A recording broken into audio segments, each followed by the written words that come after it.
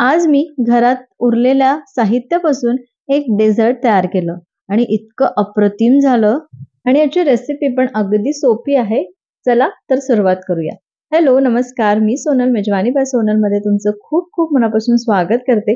आणि आजच्या आपल्या गोडाचा पदार्थ किंवा डेझर्ट ह्याला सुरुवात करूया. मी याला शाही तुकडा असं नाव दिलं, पण शाही तुकडा नेमका कसा असतो हे मला काही माहिती नाही. तर कसा असतो आणि त्याची रेसिपी काय आहे, तर हे मला कमेंटमध्ये लिहायला विसरू नका. का मी इथे जसं दाखवलं आहे त्याच पद्धतीने करतात, हे मला नक्की लिहून कळवा. चला तर आजची रेसिपी सुरू करूया. त्यासाठी पाव लिटर मी इथे दूध घेतलं आहे. मी कमी क्वांटिटीमध्ये करत आहे, पण याच क्वांटिटीने तुम्हाला जास्त करायचं असेल तरीही करू शकता. यातलं 2 टेबलस्पून दूध मी काढून घेतलं आणि हे बाकीचं जे दूध आहे ते गरम करायला ठेवू किंवा उकळायला ठेवू. हे दूध उकळतपर्यंत जे आपण वाटीत काढलेलं दूध आहे ना, त्यामध्ये कस्टर्ड पावडर ऍड करू. तर मी हे व्हॅनिला फ्लेवरचं कस्टर्ड पावडर इथे 1.5 टेबलस्पून ऍड करते. हे बघा, दुधाला पण छान उकळी आलेली आहे. आता गॅस कमी करू आणि जे कस्टर्ड मिक्स केलेलं दूध आहे ते यामध्ये घालू आणि 5 ते 7 मिनिटं याला परत छान उकळून घेऊ. हे बघा, 5-7 मिनिटं झालेली आहे आणि आता मी यामध्ये 3 टेबलस्पून साखर घातली. मी इथे साखरेचं प्रमाण कमी घातलेलं आहे. तुम्ही तुमच्या आवडीप्रमाणे साखर कमी जास्त करू शकता. आता ही जी साखर छान विरघळतपर्यंत याला परत एक उकळी काढू आणि हे बघा, छान उकळी आलेली आहे. आता आपण गॅस बंद करू आणि याला थंड होऊ देऊ. थंड म्हणजेच रूम टेम्परेचरवर याला करून घ्यायचं आहे. आता आपण ब्रेड भाजून घेऊ किंवा तळून घेऊ. तर इथे माझ्याकडे फक्त 2 ब्रेडचे स्लाइसेस आहे. इतक्या प्रमाणाला हे जे पाव लिटर दूध आहे ना, तेवढं इनफ आहे. तर इथे तुम्ही 2 ते 3 स्लाइसेस घेऊ शकता. माझ्याकडे आता हे 2 होते, तर मी हे 2 याच्या एजेस कट करून घेत आहे.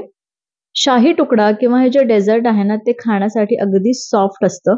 म्हणून इथे आपल्याला याचे एजेस कट करून घ्यायचे आहे. जर ते एजेस राहिले तर ते कडक लागू शकतं. आता आपण याला तळून घेऊ. मी तळण्यासाठी तूप घेतलेलं आहे आणि तुपामध्येच हे ब्रेड आपल्याला फ्राय करून घ्यायचे आहे. पण तुपाचं प्रमाण जे आहे ना, ते जास्त ठेवू नका, कारण हे तूप आहे ते पूर्ण ऍब्झॉर्ब करतं. म्हणून कमी तुपात हे जे ब्रेड आहे ते भाजून घ्यायचे किंवा तळून घ्यायचे आहे. तर इथे मी 1 ते 1.5 टेबलस्पून तूप घेतलं आणि एवढ्या तुपातच हे ब्रेड भाजून घेतले. आणि इथे छान दिसावे, आकार छान दिसावा म्हणून मी या पद्धतीने ट्रायंगल मध्ये कट करून घेतलेले आहे. हे बघा, असं ब्राऊन रंग येतपर्यंत आपल्याला हे ब्रेड भाजून घ्यायचे आहे. आता मी मागे गुजियाची रेसिपी शेअर केलेली होती. तर ते जे गुजिया आपण पाकामध्ये घोळवतो, तर ते पाक माझं उरलेलं होतं. तर अर्धी वाटी वगैरे पाक आहे हे. आणि हे मी या छोट्या पातेल्यामध्ये काढून घेतलं. त्यामध्ये 2-3 टेबलस्पून पाणी घातलं आणि अगदी थोडं गरम करून घेतलं. तर आपलं हे पाक तयार आहे. तर बघितलं, आपल्याला वेगळा पाक तयार करायची पण गरज नाही. जर तुम्ही पाक तयार करत असाल तर जसं गुलाबजामचा पाक असतो ना, किंवा थोडा त्याच्यापेक्षा जास्त, तार वगैरे येऊ द्यायची गरज नाहीये. फक्त थोडा जास्त असा पाक आपण तयार करून घ्यायचा आहे. म्हणजे 1 कप साखर असेल तर अर्धा कप पाणी घालून फक्त एक उकळी आणायची, बस आपला पाक तयार होतो. तर असाच इथे माझा हा पाक तयार झालेला आहे. आता आपण जी ब्रेड भाजून घेतली होती किंवा तळून घेतलेली होती, त्यामध्येच मी हा पाक घालून घेते.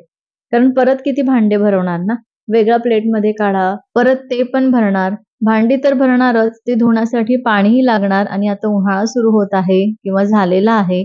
तर पाण्याची बचत करणं खूप महत्वाचं आहे. तर या व्हिडिओमधून मी तुम्हाला हेही सांगू इच्छिते की सगळीकडे पाण्याची टंचाई वगैरे चालू आहे, तर पाणी थोडंसं जपून वापरा.